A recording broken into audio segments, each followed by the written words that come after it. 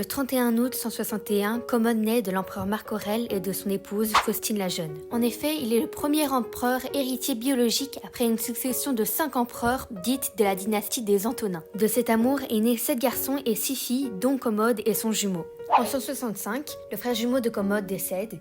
Puis, en 166, il est nommé César avec son frère cadet, qui est un titre désignant les successeurs du pouvoir. En 169, Commode devient le seul héritier possible après la mort de tous les garçons de la fratrie.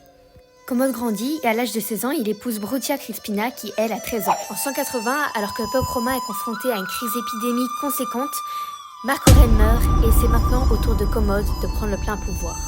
Âgé de 19 ans seulement, il s'engage dès le début de son règne à faire les choses autrement. Ainsi, il annule certaines restrictions de son père et organise des jeux spectaculaires dans le Colisée de Rome.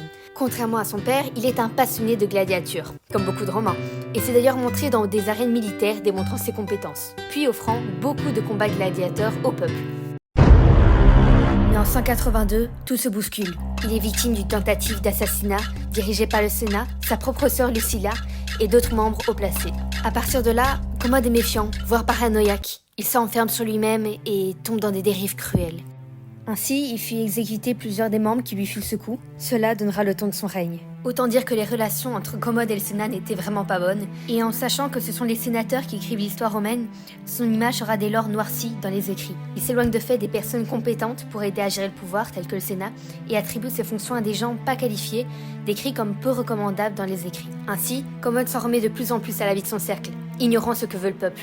Des coups d'état contre l'empereur sont entrepris, ainsi que l'essai des ennemis de Commode à prendre le pouvoir.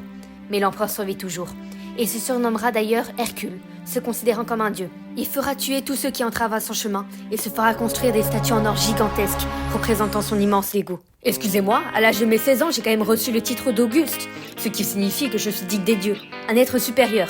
Donc non, c'est pas culotté de me faire construire des statues gigantesques en or. Alors vous parlez maintenant. Parlons de votre forte passion pour la gladiature. Vous avez fait plein de ce que vous appelez combats, qui furent en réalité plus des assassinats, vu que vous vous battiez contre des débutants aux équipements plus faibles et que vous n'hésitiez pas à verser du sang. Vous dites en plus avoir remporté 1000 victoires, alors qu'un prestigieux gladiateur remportait environ 25 combats. Ah, et quand vous avez joué au Colisée, quelle horreur! Les gens ont vu votre façon de jouer, et vous avez choqué tout le monde. Déjà le Sénat était contre vous, et désormais vous retournez aussi le peuple. Ne me faites pas me souvenir de ça. Oh, si j'avais pu, j'aurais tué tout le public. Ok, c'est bon, je me tais. C'est ainsi que suite à cela, Commode est à la fois détesté du Sénat, mais en plus maintenant du peuple. Puis, 592, l'année où l'empereur trouva la mort. Et alors qu'un nouveau complot dirigé par la garde prétorienne tente à nouveau d'assassiner Commode, celui-ci survit. Sa mort sera l'œuvre d'un complot dirigé à nouveau par sa sœur Lucilla, ou encore par sa maîtresse qui l'empoisonna. Mais Commode, après avoir bu le poison, le vomit, et par peur que le poison ne fasse plus effet, le groupe paye un esclave de Commode afin de le tuer pour de bon.